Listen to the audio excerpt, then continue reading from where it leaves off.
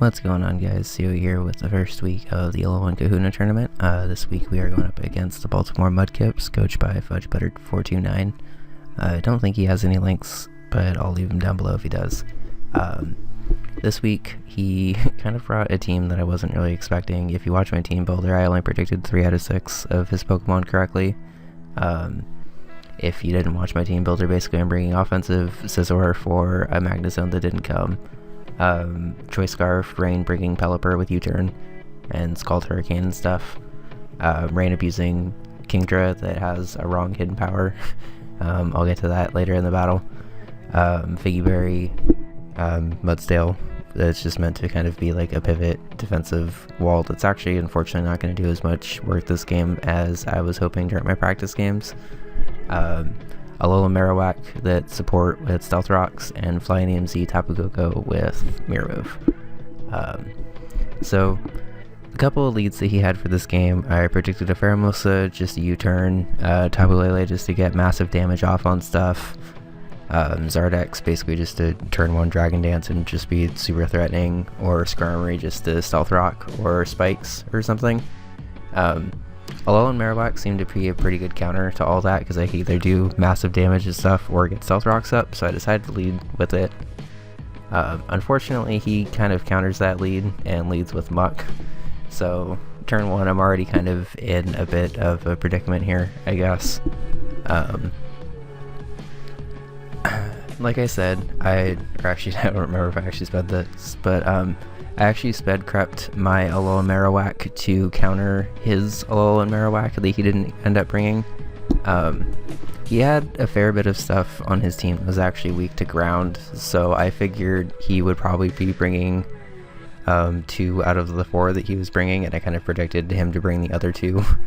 I predicted Marowak over Muck and Magnezone over Skarmory. So I guess that was just kind of bad luck of the draw for me. But I noticed that with my speed creeping, I might actually outspeed like a very slow Muck, and a Shadow Sneak wasn't really going to do that much damage, and an Earthquake would actually kill, and at least do neutral damage to everything but Skarmory or Charizard. And basically if Skarmory comes in, I get rocks for free, like pretty much guaranteed, or I can get a Shadow Bone off and do like significant damage to it. And if Zard comes in, I can just follow it up or something. So I could have went for Stealth Rocks here. I could have switched out into something that might have taken a dark hit like Scizor and just gone for a U-turn. But I instead just opted to be aggressive and go for a turn 1 Earthquake here. He reads that and switches into Charizard. So turn 1, I'm basically not doing any damage or whatever. But because the NES requires that you Mega Evolve on the first turn of action here, I'm actually going to be kind of aggressive and go for another Earthquake here, just because he's either going to Mega Evolve into Charizard X and go for a Dragon Claw, I would assume, which will do significant damage but not enough to kill me, or he'll predict me to switch and try to set up in my face or something like that, or just pivot into something else, I guess. But either way, nothing really wants to take an Earthquake. Arachnid might, I guess, but it doesn't really want to take it that well. So turn 2, I'm going to go for another Earthquake here. He actually ends up doing the aggressive setup in my face, thinking I'm going to switch.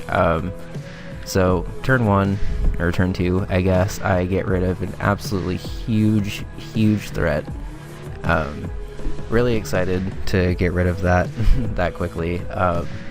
I think he predicted me to potentially just even double into Tapu Koko right away, but I know better than to let a Charizard X like set up in my face, just because at +1 that thing would have done quite a lot of damage to me. So turn 2, I already have a huge threat out of the way. He goes into a Arachnid here, and I actually miscalculated this.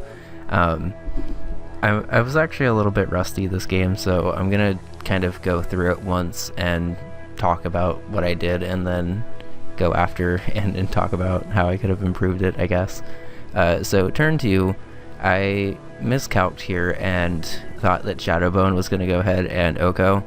After the game, I calced it and realized that it was only it was only an Oko if I got Stealth Rocks up. So turn 1, I actually should have just went for Stealth Rocks instead of Earthquaking, predicting him to basically switch into Charizard X or Skarmory. Because if I would have done that, then Shadow Bone would have Oko'd here, and because of the speed creeping that I did for Alolan-Marowak, I almost like certainly outsped an Araquanid. These things like never run speed, and Marowak's already faster than Araquanid anyway. But it's only supposed to do like 80% or something here with the Shadow Bone. I got lucky and get a crit, so unfortunately for him, 3 turns into the game, he's already lost like 2 huge threats to my team. One because he got a little aggressive, and one because he got crit. Pretty much anything Araquanid would have killed here. But if he would have killed me, I would have just doubled into Tapu Koko and pretty much set up right away. It would have been aggressive, but it would have been okay. So he goes back into Muck, and I decided to be a little bit aggressive here because I don't really want anything on my team getting knocked off. I could go into Tapu Koko if I really wanted to, predicting the knockoff, but then I'm at risk for any poison type move, and anything would kill Tapu Koko pretty much, because it's not a very good defensive switch in. And I didn't really want to lose the Figgy Berry on my Mudsdale because I thought that might be coming in handy. I did probably a couple of hours of practice this week, and Mudsdale was definitely really important in pretty much every game, so I kind of viewed it as an MVP heading into the game. So because he switched out first turn, I thought he might be just a slow Muck, because if he didn't really have any speed investment or whatever, I could have actually outsped. It was kind of risky for me to stay in, but like I said, if I could get an Earthquake off on this thing, I'd be able to kill. He unfortunately outspeeds and gets the knockoff off, and without a Thick Club, it's not even close. He had defensive investment, it looked like, so I don't even think it would have killed with the Thick Club. But no harm, no foul, I guess. I was basically coming in to sack Muck anyway. So at this point, I really don't want anything else taking a knockoff, so I'm just going to go ahead and stay in. Try to get rocks up if I can, but I'm not really expecting to. He instead Shadow Sneaks, which I thought was kind of weird. I guess he wanted to just like guarantee that he outsped, but I'm pretty sure that he did. Maybe he thought that it was like some speed tie and just wanted to guarantee. Yeah, he also gets the Poison Touch, by the way.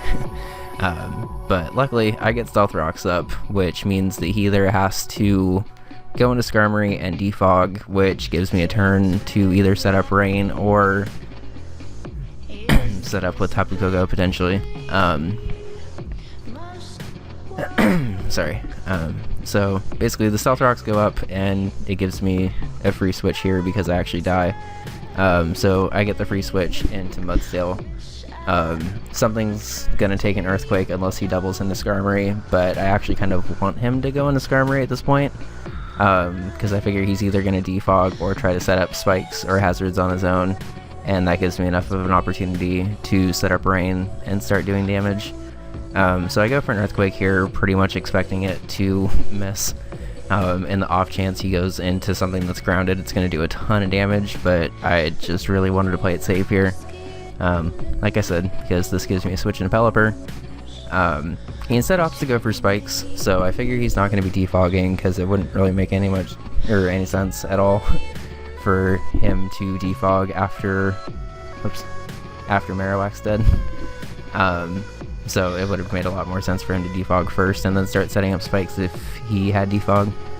So I figure he doesn't. I'm going to go for a U-turn here just to pivot into Kingdra for pretty much free, I guess. I see that he has Rocky Helmet, so I figure he's probably physically defensive, because most people are physically defensive when they run Rocky Helmet, I guess. I take Spike's damage as he sets up some more. I calc here and realize that a Hydro Pump in the Rain is pretty much guaranteed to kill. I think anything but like a super specially defensive Skarmory, but if he's rocking Rocky Helmet, he's probably physically defensive. So I go for that because I figure nothing on his team wants to take a Hydro Pump. I unfortunately miss because I have awful luck with anything below like 80% accuracy. And he switches me into Bojack here. There's nothing I really like want to do at this point, because I figure he's just gonna keep roll bending me for damage, I guess. So I go for a Rock Slide here just to confirm that he is in fact physically defensive, I guess. He definitely is, because Scarby took absolutely nothing. And here I predict him to potentially Roost just to get back up to Sturdy so he can live something. So I actually go for an Earthquake and manage to catch him while he's on the ground for Roost. If you don't know, Roost removes your flying typing for the turn, so Skarmory gets hit by Roost super effective on a turn if you can catch it, so that was kind of fun. I didn't really expect that to be able to work. Stalls out the rain. I go for Rock Slide just for like a little bit of chip damage, but miss because my luck's pretty bad. And then he ends up whirlwinding me back out into Pelipper the turn after my rain ends, so I get to set it up again, so that's kind of cool. And I calc and realize that a Scald in the rain is like a minimum of 42% or something. So I just go for the kill here. Skirmer drops, which is nice. It wasn't really a huge threat, I guess, but it phasing me out of Kingdra all the time was kind of annoying. So he goes into Tapu Lele here, and I want to talk about this turn, because this turn was, in hindsight, actually a kind of big turn, but it probably made this battle a little bit harder than it needed to be. So he goes into Tapu Lele, and I figure first of all that this thing's probably Scarfed, and it's probably going to go for either a Thunderbolt, which is obviously quad effective against Pelipper, or a Psychic, which is good neutral damage on pretty much everything on my team. Like I said, from my practice games, I realized that Mudsdale was like super important to being able to like finish up his team. And in pretty much every single one of my practice games, I would double into Mudsdale here, take whatever attack he was going for, and fire off a huge heavy slam against either Pheromosa or Alolan-Muck, who would then just die to an Earthquake anyway. So if I make that play here and he ends up going for a hit that's not going to kill Mudsdale in 2 hits, which it really shouldn't because I am like max special defense, and while I'm getting hit special defensively, I'm still raising my defense, so he might kind of freak out about that. I instead, for some reason, just decided to like sack Pelipper here just to kind of get off that 54% of damage. It was cool to get a burn because it just kind of limits the amount of turns Tapu Lele can be annoying. And I kind of just wanted to see if he was actually Scarfed or not, because that would determine how important Kingdra was. So like, it wasn't a horrible play, but it was definitely not the right play because I ended up obviously just completely losing Pelipper right away. Which also unintentionally makes Pheromosa a lot scarier than it needs to be, because now I have to basically force it in the next 2 turns to be able to outspeed it like properly. So Gulliver goes down. I can go into Kingdra here and outspeed Tapu Lele and kill it with a Flash Cannon, and then do significant damage to either Muck or Pheromosa who'd come in. I feel like Muck would honestly come in just so Pheromosa could outspeed in the rain after. Obviously I don't do that based on the fact that I'm talking hypothetical, because I want to I get a little excited with my Flying EMZ mirror move here. So if you don't know, I was actually pretty excited to show this off. If you don't know, Z mirror move basically turns into a super-powered Swords Dance, where you get +2 attack, and you do a Z move of the Pokemon that attacked you's last move. So since Tapu Lele killed Pelipper with a Thunderbolt, I was able to switch in and use the Z Thunderbolt, basically. Get a +2 attack boost and completely obliterate Tapu Lele, which felt kind of nice. Since Pelipper outsped, it guaranteed that that thing was probably, based on the fact that it didn't take recoil damage from Life Orb, it was probably Choice Specs. But either way, it wasn't speed boosting, so I knew I outsped and was able to get a +2. Here I actually miscalc again. I like just got off work, so I'm gonna go ahead and blame it on that. But I actually have quick attack on this Tapu Koko, which is designed to do like a minimum of 65%, I think, to Pheromosa. If Pheromosa switches into rocks like once or twice, it's pretty much a guaranteed OHKO, I think. But because he did a good job of keeping Pheromosa in the back, I unfortunately basically just have to sack Tapu Koko here. If I could have gotten through Pheromosa, I would have actually been able to sweep here. But unfortunately, I know I have to bring this thing down. Also, I've been pretty bad about removing stuff, sorry. So I should go for a quick attack here and just do the damage. But because I had just gotten off work or whatever, I accidentally calced Pheromosa at level 100 instead of level 50. And freaked out that my calc was like super far off of what I remembered. So like I did the calc and knew that it should have done like 60 to 70, but just like completely spaced and saw that it was only doing 20%. And I was like, well, I'm not only going to do 20%, I'm going to try to go for actual damage here. Because Pheromosa has ridiculous base speed. It obviously just completely destroys me here. I don't know. I hate to be like criticizing myself like this much, but I feel like I just took like by far the hardest way of winning this battle. And because I didn't quick attack, Bullet Punch actually wasn't going to kill from Scizor yet. So I basically had to switch into something and hope that I was going to be able to either take an attack from Pheromosa and kill with Heavy Slam, or basically just sack Bojack here and hope that Bullet Punch would be able to kill after the Life Orb recoil. Unfortunately, the spikes made this pretty much impossible for me to survive. I think I might have actually been able to come close to living a high jump kick, but not not after the spikes damage and not after +1. So I go into Scizor here because obviously I need to let this thing stop high jump kicking my team or I'm gonna lose. Because I'm max attack adamant, because I was trying to counter the Magnezone that didn't come, that I was expecting to try to trap Scizor. I'm able to OHKO, luckily. If I wasn't super offensive, I might have actually just like lost from high jump kick sweep here. But luckily Pheromosa goes down, Muck comes in. There's not really anything I could do that can actually OHKO Muck at this point, so I just U-turn into Kingdra. If Kingdra drops, then whatever, I can kill with a superpower or something, but it doesn't, so I'm able to luckily get a revenge kill with Kingdra there, and win 2-0, but obviously it could have been a little bit better than that. Couple of things, I got a little bit unlucky early in the game, and then I just started making like they weren't like the worst reads possible, because obviously I still came out of the game with a win, but it definitely wasn't like optimal in any way. I'm gonna try to rewind a little bit to not this turn, to this turn right here.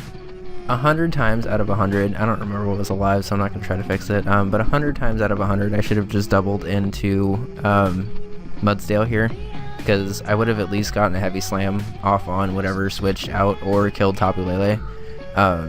Even if he would have predicted me and just gone for a neutral Psychic, which I think probably would have still killed Pelipper, to be honest, because I was Choice Scarfed.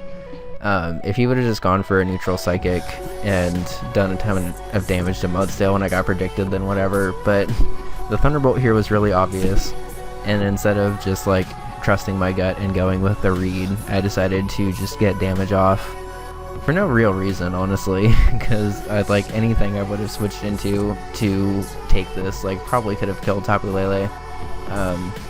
I had an Akaberry on Scizor specifically for if this thing was Expert Belt with Hidden Power Fire, so I could either kill if Psychic Terrain wasn't up with a Bullet Punch, or U-turn and just go into something to kill it that outspeeds. Sacking Pelipper meant that I didn't have Kingdra like at Swift Swim speed at the end of the game, which meant Pheromosa got a little out of control. For some reason, Like, I really need to remember that I need to battle in Calc at level 50, because that ended up messing me up a little bit. There's one other thing I wanted to mention. Okay, it was after I set up Rain here.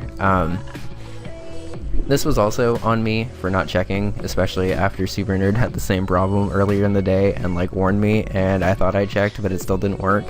I did the calc and I realized that a Hidden Power Electric in the Rain from a Life Orb Kingdra actually stood a chance to Oko from 87%. Like, I think it had to be like a really high roll, but I would have gone for Hidden Power Electric here instead of going for a Hydro Pump, which ended up missing, if I had the opportunity, just because I have horrible luck with stuff like that, and having a Skarmory that would have been at like 10% meant that I could have pretty much revenge killed it with anything. I think I ended up revenge killing it with anything anyway, but I would have been able to wipe it out with the Mudsdale early on. But I think that was the last thing I wanted to talk about. So we ended up winning. It was a 2-0. It was a really good battle, at least in terms of like going back and forth and being able to come out of it. I'm not super happy, obviously, with all of the decisions I made in the battle, but I'm learning how to use Rain, so I'm just going to go ahead and say that this was a good learning experience for me. Very good battle with the Fudge Butter. I look forward to battling him a little bit more in the future. Next week we are going up against the Detroit Darkeyes, coached by MDS MVP. I've actually battled him a couple times in the league, and we have a pretty similar playstyle, I've noticed. We both kind of prefer the hyper offense side of things in leagues, so it should be fun. We always have pretty close games, so look out for that. If you guys like this video, please drop a like, subscribe, and let me know if there's any sets you want to see from the Pokemon that have been scrolling up top. Also let me know what you guys think of the layout, I guess. The Mudkips are unfortunately the only team in the league without a logo, because they're the newest team that we have. I just haven't really had time to actually draw them a logo yet, unfortunately. But everyone else will have the logo appear and stuff. So I think it'll look okay. Yeah, I've been rambling for a while, so I'm gonna go. Have a good night, guys, and I will see you next week. Bye.